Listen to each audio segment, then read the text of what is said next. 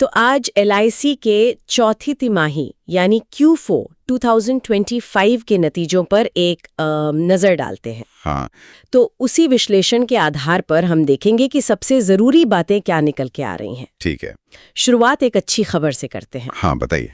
Company ने 12 रुपए प्रति शेयर के डिविडेंड का ऐलान किया है। अच्छा, ये तो निवेशकों के लिए अच्छी बात है। हाँ, चलिए अब जरा इन आंकड़ों की गहराई में चलते हैं।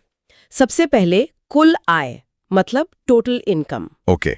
इस तिमाही Q4 2025 में ये 2,41,625 करोड़ रही है। और पिछली तिमाही से तुलना करें तो? पिछली तिमाही Q3 2025 में ये 2,19,933 करोड़ थी। तो तिमाही दर तिमाही तो बढ़ी है। हाँ, ये तो बढ़ोतरी दिख रही है, लेकिन साल दर साल मतलब पिछले साल इसी तिमाही में? हाँ, पिछले साल Q4 2024 में ये 2,59,233 करोड़ थी। ओह, तो मतलब सालाना आधार पर देखें तो कुल आय में गिरावट आई है। सही। अब आते हैं नेट प्रीमियम आय पर, नेट प्रीमियम इनकम, जिस पर बाजार की काफी नजरें थीं। हाँ, ये आंकड़ा अहम है। क्या रहा इसमें? इस तिमाही ये 1,43,57,558.5 करोड़ रुपए रही। ठीक है। और पिछली तिमाही से? पिछली तिमाही के 1,16,91,000 करोड़ से तो ज्यादा है, लेकिन पिछले साल की तुलना में। हाँ, वहीं पर बात है।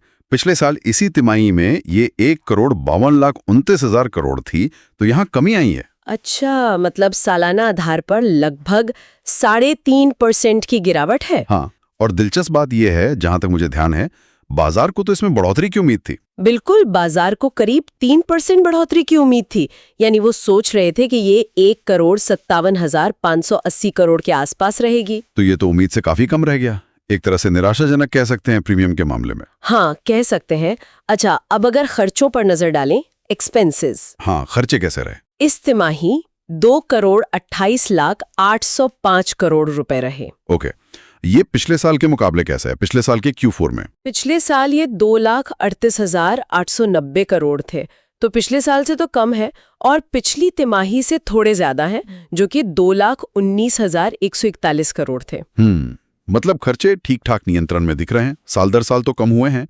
ये एक सकारात्मक संकेत माना जा सकता है। हाँ, बिल्कुल। और अब वो आंकड़ा जिसने मुझे लगता है सबको चौंका दिया, मुनाफा, नेट प्रॉफिट। हाँ, ये बताइए, यहाँ क्या हुआ? यहाँ कहानी बिल्कुल पलट गई। इस तिमाही का मुनाफा है 19,012 करोड़। 19,000 करोड़? अरे वाह, ये तो काफी ज्यादा है।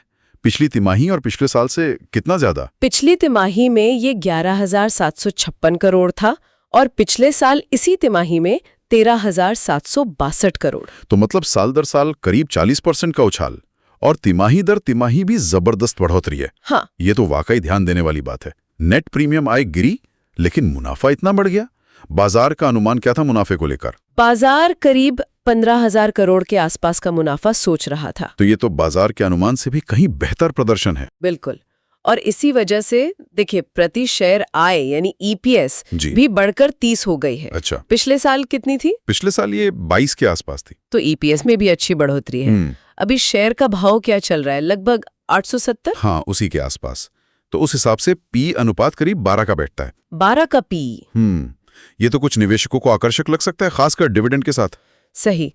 और एक और अच्छी खबर है NPA को लेके। हाँ, नॉन परफॉर्मिंग एसेट्स, उसमें क्या सुधार है? ग्रॉस NPA घटकर अब 1.46% रह गया है। अच्छा, पहले कितना था? पिछले साल 2.01% था, और पिछली तिमाही 1.64%।